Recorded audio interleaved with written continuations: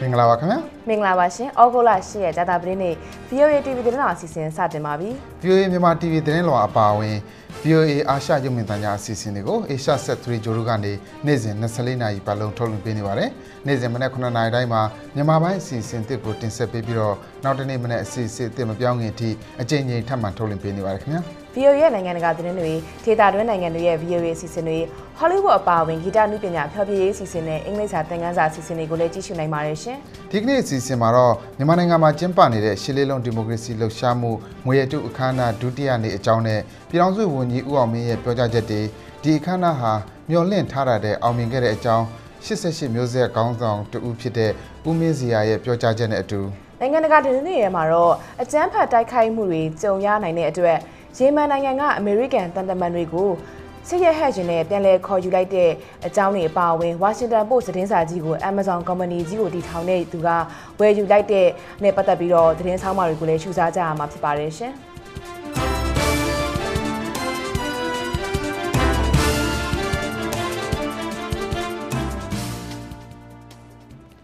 မြန်မာနိုင်ငံမှာတိုင်းသားလက်နက်ကင်တွေနဲ့ငြိမ်းချမ်းရေးလှုပ်ဆောင်နေရမှာအပြစ်ခတ်ရစဲရေးတင်ရပ်သွားမှာမဟုတ်ဘဲနဲ့နိုင်ငံရေးဆွေးနွေးပွဲတွေဖြစ်ဖို့အထိဆောင်ရွက်သွားမယ်လို့မနေ့ကရှစ်လေးလုံးငွေတုအခမ်းအနားကိုတက်ရောက်ခဲ့တဲ့မြန်မာအစိုးရပြည်ထောင်စုဝန်ကြီးဦးအောင်မင်းကပြောကြားလိုက်ပါတယ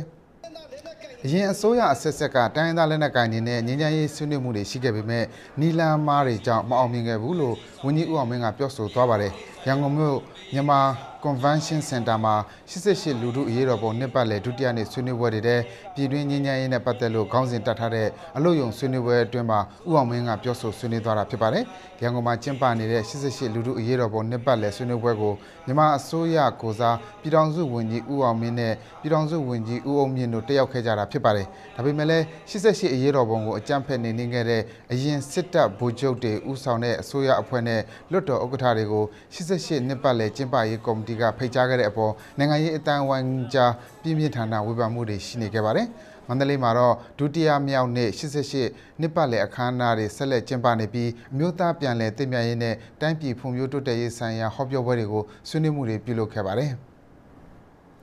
မြန်မာစစ်တပ်အတွင်းကအသက်မပြည့်သေးတဲ့ကလေးငယ်တွေကိုစစ်သားအဖြစ်အသုံးပြုမှုအဆုံးသတ်ရေးကြိုးပမ်းမှုအနေနဲ့ကလေးစစ်သား68ယောက်ကိုတပ်ကနေပြန်လွှတ်ပေးလိုက်တဲ့အပေါ်ကုလသမဂ္ဂကကြိုဆိုလိုက်ပါတယ်။ကလေးစစ်သားစုဆောင်အသုံးပြုမှုကိုပယ်ဖျက်မယ်ဆိုပြီးမြန်မာအစိုးရအနေနဲ့ကုလသမဂ္ဂသဘောတူညီချက်ကိုဇွန်လအတွင်းကလက်မှတ်ရေးထိုးပြီးတဲ့နောက်အခုလိုကလေးစစ်သားတွေကိုစစ်တပ်ကပြန်လွှတ်ပေးခဲ့တာပါ။ဒီတစ်ချိန်ဟာစတုထတစ်ချိန်မြောက်ပြန်လွှတ်ပေးခဲ့တာဖြစ်ပြီးတော့ဒီတစ်ခေါက်အကြီးအတွက်အများဆုံးပဲလို့လည်းကုလသမဂ္ဂကလေးများရန်ပုံငွေအဖွဲ့ UNICEF ကသတင်းထုတ်ပြန်ထားပါတယ်။အခုအချိန်ထိမြန်မာစစ်တပ်အနေနဲ့စစ်တပ်အတွင်းကအသက်မပြည့်သေးတဲ့ကလေးငယ်186ယောက်ကိုမိဘတွေထံပြန်လည်အနိုင်ခဲ့ပြီးဖြစ်ပါတယ်။မြန်မာနိုင်ငံအနေနဲ့လာမဲ့2014ခုနှစ်အစောပိုင်းမှာနောက်ဆုံးထားပြီးတော့စစ်တပ်အတွင်းကကြံနေတဲ့ကလေးစစ်သားတွေကိုပြန်လွှတ်ပြီးတော့မိဘလက်ထံဆွဲပြောင်းပေးမယ်လို့ပြီးခဲ့တဲ့နှစ်ကမြန်မာအစိုးရကကတိကဝတ်ပြုထားပါတယ်မြန်မာနိုင်ငံအတွင်းအစိုးရတပ်ကမဟုတ်တဲ့အခြားလက်နက်ကိုင်အဖွဲ့အစည်းတွေအတွင်းမှာရှိတဲ့အသက်မပြည့်သေးတဲ့ကလေးစစ်သားတွေကိုလည်းချက်ချင်းပြန်လွှတ်ဖို့ UNICEF ရဲ့ကြေညာချက်ထဲမှာတိုက်တွန်းထားပါတယ်မြန်မာစစ်တပ်အပြင်တခြားလက်နက်ကိုင်အဖွဲ့အစည်း9ခုမှာကလေးစစ်သားအသုံးပြုမှုတွေရှိတယ်ဆိုပြီးကုလသမဂ္ဂရဲ့အစည်းအဝေးခန်းစာထဲမှာထုတ်ပြန်ထားပါတယ်ရှင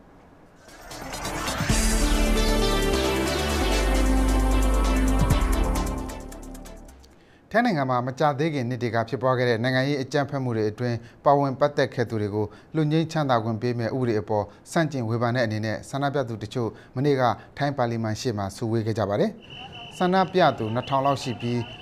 နံပါတ်တုတ်တွေကင်ထားတဲ့ထိုင်းရဲတွေကဆန္ဒပြသူတွေပါလီမန်စာအုပ်ထဲကိုမဝင်နိုင်အောင်ဟန်တားခဲ့ကြပါတယ်။2006ခုနှစ်ဝန်ကြီးချုပ်ဟောင်းသက်ဆင်ကိုယာဒူးကဖယ်ရှားခဲ့ပြီးပေါ်ပေါက်လာခဲ့တဲ့ဆန္ဒပြပွဲတွေနဲ့အထီးကျုံနေကြနိုင်ငံရေးအကြမ်းဖက်မှုတွေပါဝင်ခဲ့သူတွေကိုဆွဲဆိုထားတဲ့အမှုတွေကနေလူငင်းချမ်းသာခွင့်ပေးမဲ့ဥပဒေကြမ်းနဲ့ပတ်သက်လို့ထိုင်းပါလီမန်အတွင်းမှာမနေ့ကအခြေတင်ဆွေးနွေးခဲ့ကြပါတယ်။ဒီဥပဒေကြမ်းအတည်ပြုလိုက်မယ်ဆိုရင်အကျိုးစီးပွားပဋိပက္ခဖြစ်မှုနဲ့ပြည်တံစီရင်ခံရပြီးပြည်ပကိုထွက်ပြေးနေရတဲ့ဝန်ကြီးချုပ်ဟောင်းသက်ဆင်ရှင်နဝါကိုတိုင်းပြည်ပြန်လာနိုင်အောင်လက်ဖွင့်ပေးသလိုဖြစ်လိမ့်မယ်ဆိုပြီးတော့ဆန္ဒပြသူတချို့ကစိုးရိမ်နေကြတာဖြစ်ပါတယ်။ဒီနိုင်ငံရေးအကြမ်းဖက်မှုတွေမှာပါဝင်ခဲ့သူတွေအပေါ်လူငင်းချမ်းသာခွင့်ပေးမဲ့ဥပဒေမူကြမ်းကိုဝန်ကြီးချုပ်ဟောင်းသက်ဆင်ရဲ့ညီမလက်ရှိဝန်ကြီးချုပ်ရင်းလရှင်နဝါရဲ့အာဏာရပါတီဖွေထိုင်းပါတီကအဆိုပြုထားတာဖြစ်ပါတယ်။ ဒီလိုလူငင်းချမ်းသာခွင့်ပေးတဲ့အထက်မှာ2010ခုနှစ်ကဖြစ်သွားခဲ့တဲ့လူ90လောက်သေဆုံးခဲ့တဲ့အထီးကျုံးတွေမှာတာဝန်ရှိသူတွေကိုချန်လာပြီးတာဝန်ရှိတဲ့အတိုင်းအရေးယူဖို့ကုလသမဂ္ဂကဒီသတင်းပတ်အတွင်းထိုင်းနိုင်ငံကိုတိုက်တွန်းထားတာဖြစ်ပါတယ်ခင်ဗျာတရုတ်နိုင်ငံအရှေ့ဘက်ခြမ်းမှာဖြစ်ပွားနေတဲ့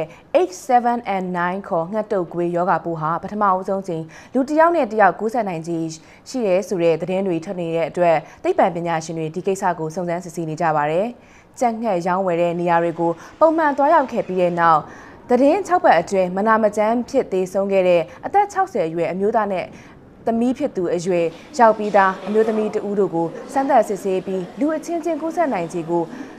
British Medical Journal ကစုံစမ်းစစ်ဆေးခဲ့တာဖြစ်ပါတယ်။မျိုးသမီးဟာသူ့ဖခင်မကွယ်လွန်ခင်မှာအနိကပြုစုစောင့်ရှောက်ခဲ့ပါတယ်။ဖခင်ကွယ်လွန်ပြီးတဲ့နောက်တပတ်အတွင်းသူလည်းဖျားနာပြီးတော့နောက်တစ်လလောက်မှာတည်ဆုံးသွားခဲ့ပါတယ်။ညတုပ်ကွေးရောဂါပိုးကြောင့်ဖျားနာသူလူနာအများစုဟာမဖျားနာခင်မှာ10ရက်လောက်ကကြက်ငှက်ရောင်းဝယ်တဲ့နေရာတွေကိုတွားရောက်သူတွေဒါမှမဟုတ်ကြက်ငှက်တွေနဲ့ထိတွေ့ခဲ့သူတွေဖြစ်ပါတယ်။ပြီးခဲ့တဲ့မလနောက်ပိုင်း H7N9 ငှက်တုပ်ကွေးရောဂါကြောင့်ဖျားနာသူ100လောက်ရှိခဲ့ပြီးတော့43ယောက်လောက်သေဆုံးခဲ့ပါတယ်။ဒီရောဂါပိုးဟာလူအချင်းချင်းကူးစက်နိုင်ခြေရှိရဲဆိုပြီးစိုးရိမ်ရတဲ့အကြောင်းတရုတ်ကျန်းမာရေးအရာရှိတွေကဧပြီလတွင်ကပြောဆိုခဲ့ပါတယ်ရှင်။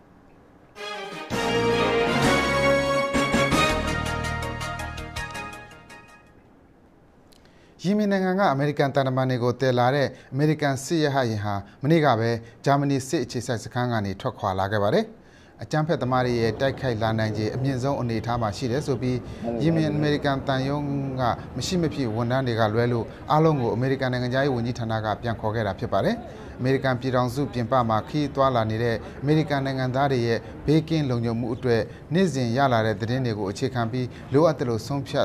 ်ဆောင်ရွက်နေတဲ့အကြောင်းအမေရိကန်နိုင်ငံသားရေးဝန်ကြီးဌာနပြောရေးဆိုခွင့်ရှိသူဂျန်ပါစကီကပြောဆိုပါတယ်။ Al-Qaeda ခေါင်းဆောင်2ဦးအပြန်အလှန်ပြောကြားချက်ကိုကြားပ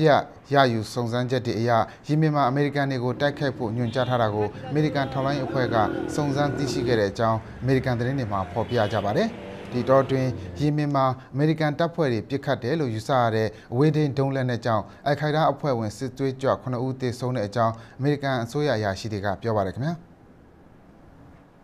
တောင်နဲ့မြောက်ကိုရီးယားနယ်စပ်မှာရှိတဲ့ပိတ်ထားရတဲ့စက်မှုဇုံကိစ္စလာမယ့်သတင်းပတ်မှာနှစ်ဖက်ဆွေးနွေးတိုင်ပင်ဖို့တောင်နဲ့မြောက်ကိုရီးယားနှစ်ဖက်အာဏာပိုင်တွေကသဘောတူလိုက်ပါပြီ။ဒါဟာတောင်ကိုရီးယားဘက်ကတောင်းဆိုချက်အပေါ်မှာမြောက်ကိုရီးယားဘက်ကနေလိုက်လျောမှုတရက်ရှိလာတာလို့ယူဆရပြီးတော့မကြခင်မှာပဲအခုလိုဆွေးနွေးမဲ့ကိစ္စတဲ့ဖြစ်လာတာပါ။ကေဆွမ်းစက်မှုဇုံကိစ္စကိုလာမယ့်ဩဂုတ်လ14ရက်နေ့ကြာရင်ဆွေးနွေးဖို့အတွက်ကိုရီးယားပြန်လည်ပေါင်းစည်းရေးဆိုင်ရာမြောက်ကိုရီးယားနိုင်ငံကော်မတီကကမ်းလှမ်းခဲ့တာဖြစ်ပါတယ်။နောက်အနာဂတ်မှာစစ်ရေးအရာပဲဖြစ်ဖြစ်နိုင်ငံရေးအရာပဲဖြစ်ဖြစ်နှစ်ဖက်တင်းမာမှုတွေရှိလာတိုင်းဒီစက်မှုဇုံကိုမပိတ်ပါဘူးဆိုတဲ့သဘောတူအာမခံချက်ကိုတောင်ကိုရီးယားဘက်ကလူလားနေတာမလို့ဒီအချက်ကိုမြောက်ကိုရီးယားကလိုက်လျောလိုက်ပုံနဲ့ယူဆရပါတယ်။ကေဆွမ်းစက်မှုဇုံပြန်ဖွင့်ဖို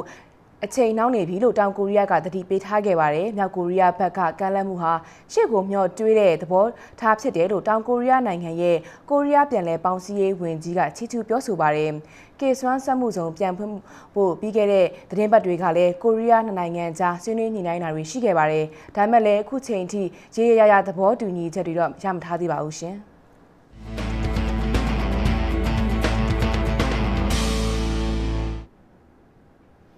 အမေရိကန်သမ္မတဘာရက်အိုဘားမားဟာလာမယ့်သတင်းပတ်ရုရှားနိုင်ငံမော်စကိုမြို့မှာရုရှားသမ္မတဗလာဒီမီပူတင်နဲ့တွေ့ဆုံဆွေးနွေးမယ့်အစီအစဉ်ကိုဖျက်သိမ်းလိုက်ပြီလို့ပြောပါတယ်။ဒါပေမဲ့လည်းစိန့်ပီတာစဘတ်မှာပြုလုပ်မဲ့စက်မှုထိပ်သီးစီးပွားနိုင်ငံ20 G20 ထိပ်သီးဆွေးနွေးပွဲကိုတက်ရောက်ဖို့သမ္မတအိုဘားမားအနေနဲ့ရုရှားကိုတွားရောက်ဖို့အစီအစဉ်ရှိတုံးပဲလို့သမ္မတအိမ်ဖြူတော်ကထုတ်ပြန်ကြေညာပါတယ်။ဒီအစည်းအဝေးပြီးရင်မူလမော်စကိုကိုတွားမဲ့အစီအစဉ်ဖျက်ပြီးဆွီဒင်နိုင်ငံဘက်ကိုတွားဖို့ရည်ရွယ်ထားတယ်လို့သမ္မတအိမ်ဖြူတော်ကပြောပါတယ်။အမေရိကန်ပြည်ထောင်စုရဲ့ထောက်လှမ်းရေးသတင်းအချက်အလက်တွေအစီအစဉ်အသေးစိတ်ကိစ္စကိုဖော်ထုတ်ဖွင့်ချခဲ့တဲ့အမေရိကန်ထောက်လှမ်းရေးဝန်ထမ်းဟောင်း Edward Snowden ကိုရုရှားကနေပြီးခဲ့တဲ့သတင်းပတ်တုန်းကယာယီခိုလုံခွင့်ပေးခဲ့တဲ့အပေါ်သမ္မတအိုဘားမားအစိုးရအတွက်ဒေါသဖြစ်စေခဲ့ပါတယ်။ Snowden ကိုတချို့လုံးမှုနဲ့အရေးယူဖို့အတွက်အမေရိကန်ပြည်ထောင်စုကိုပြန်အပ်ဖို့သမ္မတအိုဘားမားကရုရှားကိုတောင်းဆိုခဲ့ပါတယ်။ဒါပေမဲ့ဒီတောင်းဆိုချက်ကိုမစ္စတာပူတင်ကငြင်းပယ်ခဲ့ပါတယ်ခင်ဗျာ။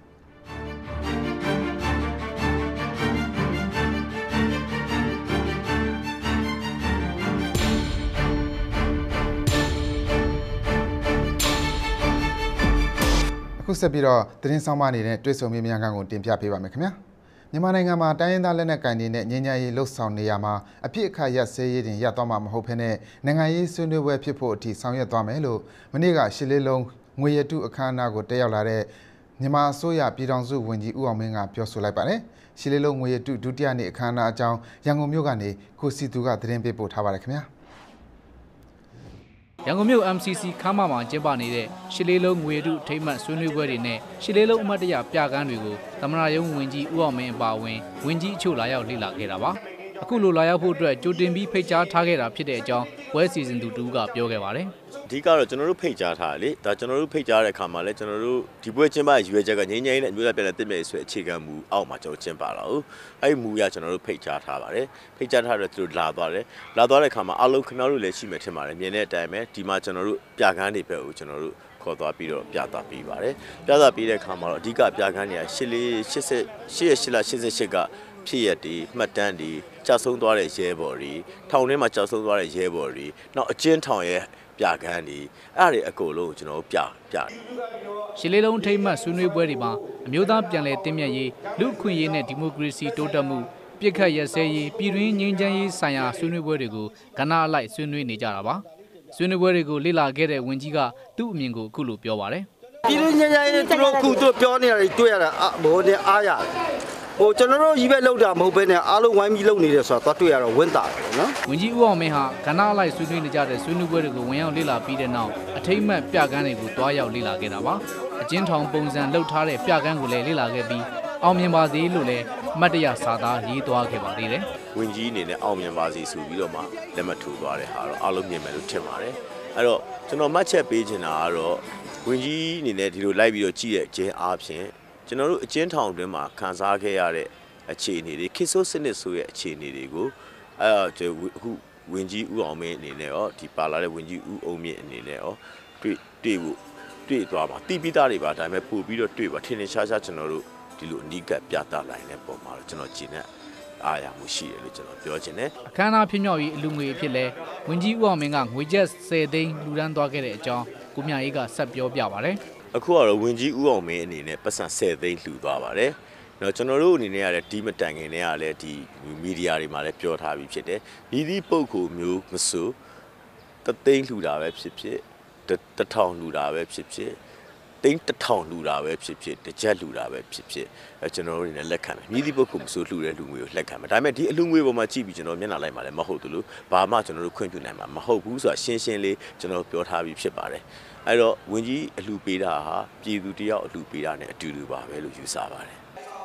လူပေါင်း3000လောက်တက်ရောက်တဲ့ငွေတုခမ်းနားကြီးရဲ့နောက်ဆုံးရက်ဖြစ်တဲ့ဩဂုတ်လ10ရက်နေ့မှာလူထုခေါင်းဆောင်ဒေါန်ဆန်းစုကြည်လည်းလာရောက်ဖို့ရှိတဲ့အကြောင်းကိုမင်းစီယာကပြောပြပါတယ်။အဲဒါအန်ဒီစုကအခုလောလောဆယ်တော့နေပြည်တော်မှာရှိတယ်ပေါ့နော်။အဲ့ဒါကိုသူမနေ့ပန်ကြရင်သူကလေစိတ်ကနေပြီးတော့ဒီကိုတန်းလာဖို့စီစဉ်ရှိတယ်လို့ကြားတယ်။ဒီငွေတုခမ်းနားကြီးမစတင်မီကဗမာနိုင်ငံလုံးဆိုင်ရာចောင်းသားသမဂ္ဂများအဖွဲ့ချုပ်ဘကတအနေနဲ့စစ်အာဏာရှင်စနစ်ကပေါက်ဖွားခဲ့တဲ့လက်ရှိအစိုးရတာဝန်ရှိသူတွေကိုဖိတ်ကြားထားခဲ့တဲ့အပေါ်ကန့်ကွက်တဲ့အနေနဲ့ဒီခမ်းနားကိုမတက်ရောက်နိုင်တဲ့အကြောင်းထုတ်ပြန်ပြောဆိုထားခဲ့ပါတယ်ခင်ဗျာရန်ကုန်မြို့မှာကျင်းပနေတဲ့1988ခုနှစ်ဒီမိုကရေစီလှုပ်ရှားမှုအရေးတော်ပုံငွေတုအခမ်းအနားဟာညှို့မှန်းထားတာထက်ပိုပြီးအောင်မြင်ပြီးတော့မြန်မာနိုင်ငံငြိမ်းချမ်းရေးတိုင်းရင်းသားလူမျိုးစုအရေးတွေနဲ့တိုင်းပြည်ပြန်လည်တည်ဆောက်ရေးကိစ္စတွေအပါအဝင်အကြောင်းအရာပေါင်းစုံကိုကြည်ကြဲပြန့်ပြန့်ဆွေးနွေးကြတဲ့အကြောင်း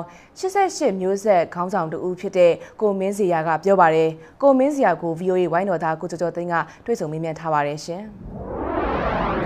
်အဲ့ဒါကျွန်တော်တို့ဒီပထမခေါင်းစဉ်6ခုပေါ့နော်ခေါင်းစဉ်6ခုကတနည်းအားဖြင့်မြန်မာနိုင်ငံလက်ရှိနိုင်ငံရေးအခြေအနေအားလုံးကိုခြုံငုံမိတ်စေမဲ့ခေါင်းစဉ်6ခုကျွန်တော်တတ်မှတ်လိုက်တယ်အဲ့ဒီခေါင်းစဉ်6ခုကမှတူရစုပြီးတော့ဗောခေါင်းစဉ်4ခုထပ်လုပ်လိုက်တယ်အဲ့ဒီခေါင်းစဉ်4ခုအတွက်ကိုကျွန်တော်တို့ဆွေးနွေးဝိုင်း4ဝိုင်းပေါ့နော်4ဝိုင်းကျွန်တော်တို့စီစဉ်ထားတယ်မူပါဝင်ဆွေးနွေးမဲ့လူတွေကျွန်တော်မှန်းတာပထမတော့အများကြီးလို့ကျွန်တော်မမှန်းထားဘူးပေါ့နော်အဲ့လောက်များမှမထင်ဘူးဒါပေမဲ့တကယ်ဆွေးနွေးတဲ့မနေ့ကဆိုရင်ယာနဲ့ချီပြီးတော့ကိုဆွေးနွေးရပါလဲပါဝင်ပြီးတော့တက်ရောက်ကြတယ်အပြင်ပါဝင်ဆွေးနွေးတဲ့လူတွေအားလုံးကလည်းတက်ဆိုင်ရာခေါင်းစဉ်လိုက်အားကျိုးမှန်တက်နဲ့ကျွန်တော်ဆွေးနွေးတာကိုမြင်လိုက်ရတယ်ဗျာအထူးသဖြင့်ကျွန်တော်ဒီတိုင်းရင်းသားရေးရာကိစ္စငြိမ်းချမ်းရေးကိစ္စနဲ့ပတ်သက်တဲ့ဒီခေါင်းစဉ်နဲ့ပတ်သက်တဲ့ဆွေးနွေးဝိုင်းဆိုရင်အင်မတန်ကိုပွင့်ပွင့်လင်းလင်း မြန်မြန်ဆိုင်ကြောက်ဆွေးနွေးတာတွေ့ရတယ်လေကျွန်တော်ပြီးပြတယ်ဗျဒါအင်မတန်ထူးခြားတဲ့ဆွေးနွေးပွဲရဲ့အောင်မြင်မှုလို့ပဲကျွန်တော်ပြောရမှာပဲဟုတ်ကဲ့ဆိုတော့ဆွေးနွေးပွဲတွေကနေပြီးတော့ရလက်တွေပေါ့လေဒီရလက်တွေကိုစုပြီးတော့10 ရက်နေ့မှာဒီသဘောထားကျင်ညာစရန်လိုမျိုးမြန်မာနိုင်ငံရေးကိုထင်ဟပ်တဲ့အနာဂတ်ကိုထင်ဟပ်တဲ့ကျင်ညာစရန်လိုမျိုးထွက်လာဖို့ရှိတယ်လို့ကျွန်တော်အဲ့လိုနားလဲပါတယ်ဆိုတော့အဲ့ဒီစရန်ပေါ့လေဒီစရန်နဲ့ပတ်သက်ပြီးတော့ကျွန်တော်တို့ဘာကိုများမျှော်လင့်ထားလို့ရမလဲခင်ဗျဒီလိုပါကျွန်တော်တို့ရဲ့ယာရာရည်ရွယ်ထားတာပေါ့နော်ဒီဆွေးနွေးပွဲဒီ၄ဝိုင်းကလည်းဆွေးနွေးလိုက်တဲ့ဆွေးနွေးချက်တွေကိုတဝိုင်းချင်းစီကနေပြီးတော့ကျွန်တော်တို့ကောက်ချက်တစ်ခုဆွဲမယ်ပေါ့နော်ဒီခေါင်းစဉ်လိုက်ကောက်ချက်တစ်ခုဆွဲမယ်အဲ့ဒါကိုလည်းဒီဆွေးနွေးဝိုင်းမှာပါဝင်ဆွေးနွေးလူတွေအားလုံးရဲ့သဘောတူညီချက်နဲ့ဒီခေါင်းစဉ်ပေါ်မှာသူတို့ကောက်ချက်တွေဆွဲမယ်အဲ့ဒါဆိုကောက်ချက်၄ချက်ထွက်လာလိမ့်မယ်နော်အဲ့ဒီကောက်ချက်၄ချက်ကဒီနေ့သဘောထားပေါ့နော်မှဆိုတော့မျိုးသားပြန်လည်သိမြတ်ရေးနဲ့ငြိမ်းချမ်းရေးဆိုတဲ့သဘောထားပေါ်မှာအမြင်ပေါ်မှာနော်ဒီပါဝင်ဆွေးနွေးတဲ့လူတွေရဲ့သဘောထားကောက်ချက်တစ်ခုထွက်လာလိမ့်မယ်ထို့တူပဲကျွန်တော်နိုင်ငံပြန်လည်တည်ဆောက်ရေးကွန်ပျူတာတက်ရေးနဲ့ပတ်သက်တဲ့အမြင်တွေကိုစုလိုက်မယ်ပြီးတော့မှသဘောထားတစ်ခုထွက်လာလိမ့်မယ်အဲ့ဒီသဘောထားအမြင်တွေအားလုံးပေါင်းပြီးတော့သဘောထား၄ချက်ထွက်လာလိမ့်မယ်အဲ့ဒီသဘောထားကိုကျွန်တော်တို့ကထောက်ပြန်ကြေညာမှာဟိုဆိုတဲ့သဘောကကျွန်တော်စိုးပြချက်ချတာမဟုတ်ဘူးနော်နိုင်ငံရေးလုပ်ငန်းစဉ်တော့နိုင်ငံရေး policy အတွက်ကိုကျွန်တော်တို့ဒီဆွေးနွေးပွဲကနေပြီးတော့ဆုံးဖြတ်ချက်ပေးတာမဟုတ်ဘူးဒီအမြင်နဲ့ဒီအကြောင်းအရာတွေပေါ်မှာတော့ဒီဆွေးနွေးပွဲမှာပါဝင်ဆွေးနွေးတဲ့လူတွေကတော့ဒီလိုသဘောထားတွေရှိပါတယ်ဆိုတာကိုသဘောထားထုတ်ပြန်ကြေညာချက်သဘောမျိုးလုပ်တာပဲဒီပွဲမှာအစိုးရတာဝန်ရှိသူတွေကိုဖိတ်မယ်မဖိတ်ဘူးနောက်စကားပြောခွင့်ပြုမယ်မပြုဘူးစတဲ့အတန်တွေကျွန်တော်တို့ကြားခဲ့ရပါတယ်ဆိုတော့အခုတော့ဒီ9 ရက်နေ့မှာဝန်ကြီးတချို့လာသွားတယ်လို့ကျွန်တော်တို့ကြားရပါတယ်ဆိုတော့အဲ့ဒီအခြေအနေကရောနောက်ဆုံးဘယ်လိုမျိုးနဲ့အဆုံးသတ်သွားပါလဲခင်ဗျာကျွန်တော်တို့ငကိုကလေးကျွန်တော်မျှော်လင့်ထားတာတခုရှိပါတယ်ဒါကလည်းအခုမှမဟုတ်ပါဘူးလွန်ခဲ့သောနှစ်20ကျော်ကလေးကကျွန်တော်တို့ပြောတဲ့စကားပါအခုနောက်ပိုင်းလည်းတော်တော်များများပြောတဲ့စကားရှိပါတယ်အော်ကူကလစ်နော်အားလုံးပါဝင်ဆောင်ရွက်မှုပါဗျာနော်ဒီမှုကိုကျွန်တော်တို့အများနဲ့စုပ်ကိုင်ထားပါတယ်အဲ့တော့ဆိုတဲ့ဘောကမြန်မာနိုင်ငံရဲ့အနာဂတ်နိုင်ငံရဲ့တည်ဆောက်တဲ့နေရာမှာလူတိုင်းဟာဒန်းလူရှိသူပါဝင်မှုရှိရမယ်ပါဝင်လည်းပါဝင်နိုင်ရမယ်အဲ့လိုပါဝင်မှုတော့ခွင့်လန်းလို့လည်းဖန်တီးပေးရမယ်ဒါကျွန်တော်တို့မှုအဲ့ဒီမျိုးကျွန်တော်အကောင့်နဲ့ပေါ်တဲ့ခါမှာငါရန်သူမို့လို့ငါမုန်းတဲ့လူမို့လို့ဒီအဖွဲ့အစည်းကငါတို့ဖြစ်စီမဲ့လူမို့လို့ခြံနာမျိုးကျွန်တော်မလုပ်ဘူးနော်ကျွန်တော်အားလုံးဖိတ်ခေါ်မယ်အားလုံးကျွန်တော်ရင်ဖွင့်လာမယ်အေးပြောကြမယ်စော်ကြမယ်မတူတာလည်းရှိမယ်တူတာလည်းရှိမယ်ဒီအပေါ်မှာကျွန်တော်တို့ထုတ်ပြန်မယ်အဲ့တော့ပြောချင်တာကဒီငွေရတုပွဲမှာလဲကျွန်တော်25နှစ်တာကာလပတ်လို့ကျွန်တော်ရင်းခဲ့တဲ့သွေးတွေချွေးတွေအသက်တွေနဲ့ပတ်သက်ပြီးတော့ကျွန်တော်အာဃာတမထားဘူးနော်ကျွန်တော်လိုချင်တာအနာဂတ်နိုင်ငံကျွန်တော်မြန်မာနိုင်ငံအနာဂတ်မှာလူများတဲ့တာတဲ့နိုင်ငံဖြစ်ရမယ်အဲ့လိုလူများနိုင်ငံနဲ့တာဖို့တော့ကအရေးကြီးဆုံးလိုတာကဘာလဲညီညွတ်ရေးတည်ဆောက်ရမယ်အဲ့ဒီညီညွတ်ရေးတည်ဆောက်ဖို့တော့ဘာလို့လဲငြိမ်းချမ်းရေးလိုတယ်ငြိမ်းချမ်းရေးမရှိညီညွတ်ရေးမရှိဘူးအဲ့တော့ညီညွတ်ရေးတော့ငြိမ်းချမ်းရေးတည်ဆောက်မယ်ငြိမ်းချမ်းရေးတည်ဆောက်တဲ့ခါမှာကဏ္ဍအားလုံးမှာလူတိုင်းအဖွဲ့အစည်းတိုင်းကပါဝင်ရမယ်နောက်ဆိုတက်မတော်လည်းပါရမယ်နော်တန်တဲ့အဖွဲ့အစည်းလည်းပါရမယ်အကုန်လုံးပါရမယ်တိုင်းသားတွေပါရမယ်ဒီသဘောထားကိုပို့ပြီးတော့ပေါ်လွင်စေချင်လို့လဲဒီညီလာခံမှာကျွန်တော်အားလုံးဖိတ်တယ်တက်ချင်းမတက်ချင်းကကာကန်ရှင်တဲ့သဘောကျွန်တော်တို့ကမကန့်ထားဘူးဆိုလို့သဘောကဗျာကျွန်တော်တို့က all conclusive ပုံစံမျိုးနဲ့ကျွန်တော်တို့စီစဉ်ထားကြောင်းကိုပွင့်လင်းမြင်သာမှုတွေပြတာအဲ့ဒီပုံမှာတစ်ဖက်ကနေကမ်းလန်းလာတယ်တစ်ဖက်ကလည်းလက်ခံလာတယ်ဝင်လာဆိုကျွန်တော်တို့ကြိုးဆိုတယ်နှွေးထွေးဆိုကျွန်တော်ဆက်ဆံတယ်ဒါကနိုင်ငံရေးကကျွန်တော်တို့ရဲ့နှင်းသားစွာထိတွေ့ဆက်ဆံမှုသဘောလို့ကျွန်တော်တို့ခံယူတယ်ဒါကျွန်တော်မကန့်တာပါဟုတ်ကဲ့အခု25နှစ်ပြည့်ပြီပေါ့လေဒီ25နှစ်အခမ်းအနားမှာကိုမင်းစရာဆိုရင်လေဒီ25နှစ်လုံးထောင်နှစ်ရှည်ကြတယ်ပြင်မာနေရတဲ့ချိန်ထက်မှနေရတဲ့ချိန်အများကြီးကွာပါတယ်ဆိုတော့အခုမိတ်ဆွေဟောင်းတွေလူဖို့ကံမဲ့ဟောင်းတွေရဲဘော်ဟောင်းတွေပြန်တွေ့ရတယ်ပြောရရင်ဒီလူတွေအားလုံးကကျွန်တော်ယုံကြည်ပါတယ်ကိုမင်းစရာတချို့လူတွေဒီမတီလို့ပြန်တွေ့ကြရတယ်ပေါ့နော်ဆိုတော့ကိုမင်းစရာရဲ့ကိုယ်ပိုင်ပုံကိုယ်ရေးခန်းစားချက်အဲ့ဒါလေးလည်းကျွန်တော်သိပြရစေကျွန်တော်လည်းဒီနေ့ပွဲပေါ့နော်ဒီနေ့ပွဲမနေ့ကတရက်ဒီနေ့တရက်2ရက်အတွင်းကျွန်တော်စုံလိုက်တဲ့ကျွန်တော်ရဲ့ခန်းစားချက်တစ်ချက်ပဲကျွန်တော်မှရှိတယ်အဲ့ဒါပါဆိုတော့ကျွန်တော်အရန်ကိုကျွန်တော်ပီတိဖြစ်တယ်အရန်လည်းကြည်နူးတယ်ဘာဖြစ်လို့လဲဆိုတော့လွန်ခဲ့သော25နှစ်ကျော်ကျွန်တော်တို့ចောင်းသားဘဝတုန်းကចောင်းသားရေးခင်မဆွေရေးခင်ကျွန်တော်တို့လက်တွဲပြီးတော့ပါဝင်ခဲ့တဲ့ចောင်းသားတွေထို့တူပဲကျွန်တော်ဂျွန်ရေးခင်ကျွန်တော်လက်တွဲပြီးပါခဲ့တဲ့ចောင်းသားတွေထို့တူပဲရှစ်လင်းလုံးကာလကျွန်တော်လက်တွဲပြီးတော့ပါဝင်ခဲ့တဲ့ចောင်းသားပြည်သူရဟန်းရှင်သူတွေနောက်ပိုင်းမှာအကြောင်းမျိုးမျိုးနဲ့ကွဲကွာသွားကြတယ်ဟိုတေသလားရှင်သလားလည်းမသိဘူးရှိနေသေးလားမရှိသေးလားမသိဘူးဆက်တော်လည်းမရဘူးပေါ့နော်ဒီပွဲကြမှာလွန်ခဲ့သောနှစ်ပေါင်း25နှစ်ကျော်ကတရက်ဆောင်ခဲ့တဲ့လူနော်3ရက်ဆောင်ခဲ့တဲ့လူတွေဟာပြန်တွေ့ကြတယ်ထို့တူပဲရှင်းလင်းလုံးကာလမှာလည်းအဲ့လိုပဲပေါ့နော်3-4-5ရက်တိုက်ပွဲတူတူဝင်ခဲ့ကြတယ်ပြေးခဲ့လှော်ခဲ့တယ်နော်ပြီးတော့ပျောက်သွားကြတယ်ဟုတ်ကူပြန်ဆောင်ကြတယ်ထို့တူပဲတိုးထဲမှာနော်နှစ်ပေါင်း20ကျော်သူတို့တွေပျောက်သွားကြတယ်အခုပြန်တွေ့ရတယ်ထို့တူပဲထောင်ထဲမှာနော်ထောင်ကြသွားတယ်သေလားရှင်လားလည်းမသိဘူးဟုတ်ကူပြန်ဆောင်တယ်အဲ့လိုမျိုးပြန်ဆောင်ရတယ်ပီတိအဲ့ဒါကြောင့်အရန်တန်ဖိုးထားတယ်ဘာဖြစ်ရောကျွန်တော်မသေးလို့တွေ့ရတယ်ပေါ့နော်ဒါနံပါတ်1နံပါတ်2 ဒီရေတော်ဘုံကာလ25နှစ်အတွင်းမှာကျွန်တော်တို့ပေးဆက်ကြရတဲ့သွေးတွေချွေးတွေအတွက်ကျွန်တော်တို့ယုံကြည်ချက်ရည်မှန်းချက်ကိုပို့ပြီးတော့ခိုင်မာစေတဲ့ပွဲဒီပွဲကအုတ်မြစ်ကိုပို့ပြီးတော့နက်ချတဲ့ပွဲလို့ကျွန်တော်ခံယူတယ်တေးကြပြီဗျာအခုဆိုကျွန်တော်တို့ရင်လုံးကမတွေ့ကြရတာမစုံခဲ့ရတဲ့ဒါပေမဲ့စိတ်ထဲမှာတော့တွေးနေတဲ့နော်ကျွန်တော်တငယ်ချင်းတွေရဲဘော်ရဲဘက်တွေဒီကိုမောင်နှမတွေအခုလိုစုံရတယ်စုံတဲ့ကမှာအဆက်တွေရတယ်ဟာခင်ဗျာဘယ်လိုနေလဲဘယ်မှာနေလဲဟာကဲဖုန်းနံပါတ်ပေးလိပ်စာပေးဒါနောက်မနေ့ကနောက်နှစ်တွေမှာနိုင်ငံရဲ့အနာဂတ်နိုင်ငံရေးမှာတရတာပါဝင်ဖို့တဲ့ကျွန်တော်ဖိတ်ခေါ်လို့ရပြီပူပေါင်းဆောင်ရွက်လို့ရပြီဆက်သွယ်လို့ရပြီဒါဒီအားဖြစ်တယ်ဒီအားတွေကိုကျွန်တော်ဒီနေ့ကစိုက်တာအသုံးချဖို့လိုတယ်အဲ့လိုအသုံးချဖို့ခွင့်လန်းသည်ဒီငွေတုပ်ပွဲကပေးတာခွင့်လန်းလို့ကျွန်တော်ခံယူတယ်တော့ကျွန်တော်ဝမ်းသာတယ်ပြည့်ဖြစ်တယ်ဒီပွဲအောင်မြင်မှုကိုခြေခံပြီးတော့နောက်ကျွန်တော်တို့မကြာမီသွားတော့မဲ့အနာဂတ်မြန်မာနိုင်ငံရဲ့ဒီမိုကရေစီနိုင်ငံတော်စစ်မှန်သောပြည်ထောင်စုနိုင်ငံတော်တည်ဆောက်ရေးမှာဒီလူတွေကနေပြီးအားလုံးအားတစ်ခုတွေနဲ့ပူပေါင်းပါဝင်ဆောင်ရွက်မယ်ဆိုရင်ကျွန်တော်တို့မလိုချင်တဲ့2008ဖွဲ့စည်းပုံကြီးဟာအမြန်ဆုံးကျွန်တော်ပြင်နိုင်မလို့ယုံကြည်တယ်အားလုံးဝိုင်းဝန်းကြိုးပမ်းဆောင်ရွက်ပေးကြပါလို့ကျွန်တော်မေတ္တာရပ်ခံချင်ပါတယ်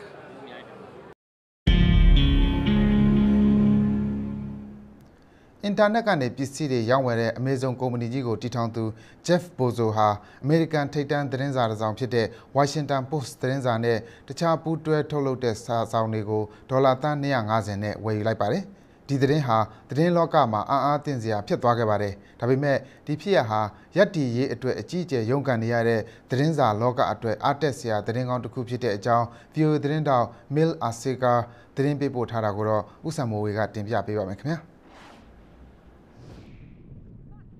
သတင်းဦးသတင်းတူးတွေကိုဦးဖျားဖျားထုတ်ပြန်နိုင်ခဲ့လို့လူတီများထင်ရှားသလိုပုံနှိပ်ထုတ်ဝေတဲ့သတင်းစာလောကမှာ Washington Post ဟာ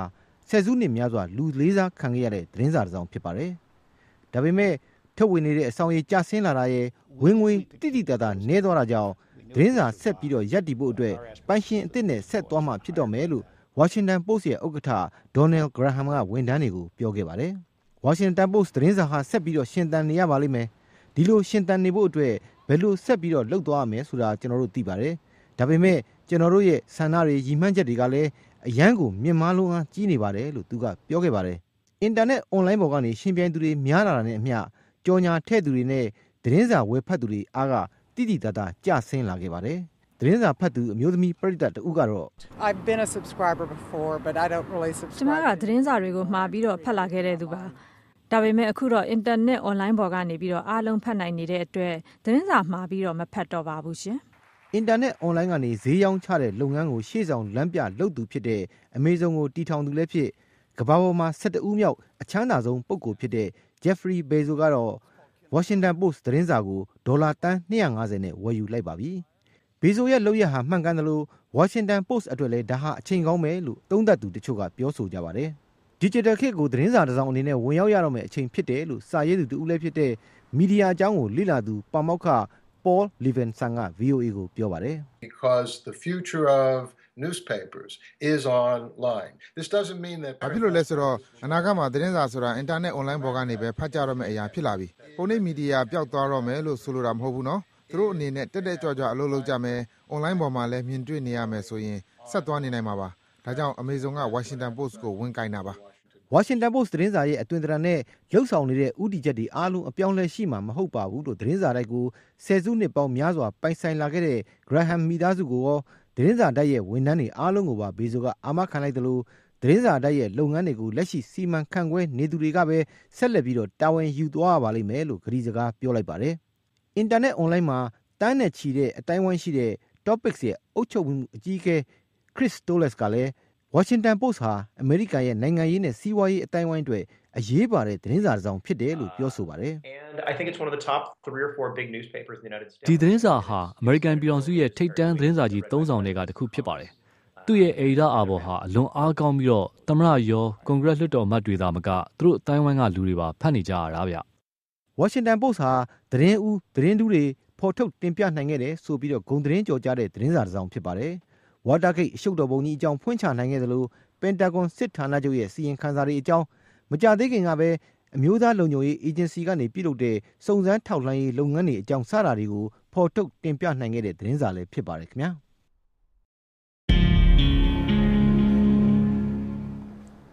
ရေနဲ့ဆက်ပြာကိုအမြဲတမ်းလုပ်ပေးမယ်ဆိုရင်ကလေးငယ်တွေရဲ့ကြီးထွားဖွံ့ဖြိုးမှုအတွက်တိတိတတ်တာအထောက်အကူပေးနိုင်တယ်လို့သိပ္ပံပညာရှင်တွေကပြောပါတယ်ကဘာတဝမ်းကနိုင်ငံပေါင်း10နိုင်ငံမှာရှိတဲ့ကလေးငယ်တွေကိုစနစ်တကျလေ့လာမှုလုပ်ကြည့်တဲ့အခါမှာဒီလိုရေနဲ့ဆက်ပြာသုံးပြီးတိတိကျကျတန့်စင်စီတာဟာကလေးငယ်တွေအတွက်အာဟာရပိုပြီးရစီတဲ့အပြင်သူတို့ရဲ့အရက်အမောင်းတွေပါတက်လက်မရဲ့9ပုံတပုံစာလောက်ပိုပြီးရှည်လာတာကိုတွေ့ရတယ်လို့ဆိုပါတယ်ဒီအကြောင်း AB သတင်းတစ်ပုဒ်ကိုအခြေခံပြီးတော့ဒေါက်ခင်မျိုးသက်ကတင်ပြပေးပါလိမ့်မယ်ရှင်ကျေးလက်မှာနေထိုင်ကြတဲ့ကလေးငယ်တွေဖို့လွယ်ကူကူဆက်ပြနဲ့ရေကိုတေးသေးချာချာသုံးဖို့လုပ်ပေးရင်သူတို့အတွက်ထူးခြားမှုတွေကိုတွေ့ရတာဖြစ်ပါတယ်။ Britain နိုင်ငံ London School of Hygiene and Tropical Medicine လို့ခေါ်တဲ့တကူရေးတန်ရှင်းရေးနဲ့အပူပိုင်းဆိုင်ရာဆေးပညာကျောင်းကသိပ္ပံပညာရှင်တွေရဲ့နောက်ဆုံးလေ့လာမှုကနေလက်ကိုစင်စင်ကြဲကြဲဆေးကြောတန့်စင်တာဟာရေရှည်ကျန်းမာရေးနဲ့ဓာတ်ရိုက်ဆက်နွယ်နေတယ်ဆိုတာကိုတွေ့ရှိခဲ့ကြတာဖြစ်ပါတယ်။ကမ္ဘာမှာအသက်9နှစ်အောက်ကလေးငယ်တွေကိုတတိယမြောက်အများဆုံးအသက်ဆုံးပါးစေတဲ့ယောဂါဟာဝမ်းလျှောဝမ်းပျက်ယောဂါဖြစ်ပါတယ်။ဒီလိုစင်စင်ကြဲကြဲဆေးကြောတန့်စင်လိုက်တဲ့အတွက်ယောဂါဖြစ်စေတဲ့ပိုးမွှားတွေမကပ်ရောက်နိုင်ပဲဝမ်းပျက်ဝမ်းလျှောယောဂါဆိုရဲ့ရန်ကနေကင်းဝေးနိုင်တာပါ။ဒီသုတေသနလုပ်ငန်းကိုဒေါက်တာအလန်ဒန်ဂါကဦးဆောင်ပြီးလုပ်ပါတယ်။ Children who have repeated episodes of diarrhea ခဏဝမ်းပျက်ဝမ်းလျှောဖြစ်တတ်တဲ့ကလေးတွေအတွက်သူတို့ရဲ့ဦးနှံဟာစားလိုက်တဲ့စားတောက်တွေမှာရှိတဲ့အာဟာရဓာတ်တွေကိုစုပ်ယူဖို့ကောင်းကောင်းမလုပ်နိုင်ပါဘူး။ဒါပြင်ဝမ်းလျှောတဲ့အတွက်ရှိပြီးသားအာဟာရဓာတ်ပါကုန်ခန်းတဲ့အဖြစ်မျိုးနဲ့ကြုံရတာပါ။လူကနေမကောင်းရင်အစားစားခြင်းစိတ်သိမရှိပါဘူး။ဒီလိုပဲဝမ်းမကောင်းတဲ့ကလေးတွေဟာအစာနည်းနည်းပဲစားလိမ့်ရှိပါတယ်။ဒီကြားတဲ့တစ်နှစ်ကိုဝမ်းလျှောတာကစလင်း9ခါလောက်ဖြစ်လိုက်ပြီဆိုရင်တော့ဒီကလေးမျိုးတွေအာဟာရဓာတ်ချို့တဲ့ပြီးကြီးထွားနှုန်းကိုထိခိုက်စေပါတယ်။ဆင်းရဲတဲ့နိုင်ငံတော်တော်များများမှာဒါမျိုးကအတွေ့ရများပါတယ်။ကမ္ဘာမှာအာဟာရဓာတ်ချို့တဲ့မှုပြဿနာဟာဝန်ထုတ်ဝန်ပိုးတစ်ခုဖြစ်နေတာမို့ဒါကိုဖြေရှင်းနိုင်မယ့်အဓိကအချက်ဟာရေကောင်းရေသန့်ရရှိဖို့နဲ့တကူရေတန့်ရှင်းဖို့ဖြစ်ပါတယ်။ဒီအရေးကြီးတဲ့အချက်ကိုအစိုးရတွေအနေနဲ့ short တွက်တာတွေ့ရတယ်လို့လည်းသုတေသနပညာရှင်တွေရဲ့အစီရင်ခံစာမှာဖော်ပြပါတယ်။ I mean, it's a scandal to my mind that there are 165 million stunted. ကမ္ဘာတစ်ဝန်းကကလေးငယ်ပေါင်း165သန်းလောက်ဟာအာဟာရချို့တဲ့ပြီးကြုံနေနေတာမို့ဒါအင်မတန်မှရှက်စရာကောင်းတယ်လို့ကျွန်တော်ထင်ပါတယ်။ဒီထက်ကတန်း90လောက်ကကြောက်စရာကောင်းလောက်အောင်ပိတ်လီနေပြီးတစ်နေ့ကိုအာဟာရချို့လို့တည်ဆုံရတဲ့ကလေးငယ်က3သန်းလောက်ရှိနေတာပါ။ကျေးလက်တော့ရွာတွေမှာနေထိုင်ကြတဲ့ကလေးငယ်တွေအတွက်မိခင်တို့တိုက်ကျွေးတာနဲ့ဗီတာမင် A လိုအားဆေးတွေကိုဝေပေးတာဟာအာဟာရဖြစ်ဖို့အတွက်အထောက်အကူရစေပါတယ်။ဒါပေမဲ့ကျေးရွာတွေမှာရေကောင်းရေသန့်ရဖို့နဲ့မစင်စွန့်ဖို့အတွက်စနစ်တကျလှုပ်ဆောင်ပေးတာလိုမျိုးဖွံ့ဖြိုးရေးအတွက်အခြေခံအဆောက်အုံတွေကိုငွေကုန်ကြေးကျခံပြီးလှုပ်ဆောင်ပေးဖို့လိုပါတယ်။အစားအစာနဲ့အားဆေးတွေပေးုံနဲ့မလုံလောက်ဘဲလူလူတောက်သုံးတဲ့ရေထဲမှာယောဂပိုးမွှားကင်းစင်အောင်လုပ်ပေးဖို့ရေလောင်းအိမ်သားသုံးထပ်အောင်သင်ပေးဖို့နဲ့တကူရေတန်ရှင်းရေးကဏ္ဍတိုးတက်လာအောင်လုပ်ပေးဖို့အတွက်တာဝန်ရှိတယ်လို့ဆိုပါတယ်။အရေးကြီးတာကအစားအစာမကင်ခင်မှာဆက်ပြနဲ့လက်ကိုစင်စင်ဆေးကြောဖို့ဖြစ်ပါတယ်။ဒေါက်တာတန်ဂေါရရဲ့အခုတွေ့ရှိချက်အတွက်လှုပ်ဆောင်ခဲ့တဲ့သုတေသနလုပ်ငန်းဟာတစ်နှစ်နီးပါးပဲကြာခဲ့တာမို့ဒီတွေ့ရှိချက်အတွက်သက်သေတွေပို့ပြီးပြနိုင်အောင်လေ့လာမှုတွေကိုအခုဆက်ပြီးလုပ်နေတယ်လို့ဆိုပါတယ်။ဒီကြားထဲမှာကလေးငယ်တွေအထူးသဖြင့်9နှစ်အောက်ကလေးတွေအတွက်ငယ်စဉ်ဘဝမှာအာဟာရဓာတ်လုံလောက်မှုရအောင်အားလုံးကဝိုင်းဝန်းလှုပ်ဆောင်ဖို့လိုအပ်ပြီးဒီလိုလုံမပေးနိုင်ရင်တော့ကလေးငယ်တွေရဲ့ဘဝတသက်တာအတွက်ပြန်ပြီးပြင်မရတဲ့အဖြစ်မျိုးနဲ့ကြုံရနိုင်တယ်လို့လည်းသတိပေးလိုက်ပါတယ်။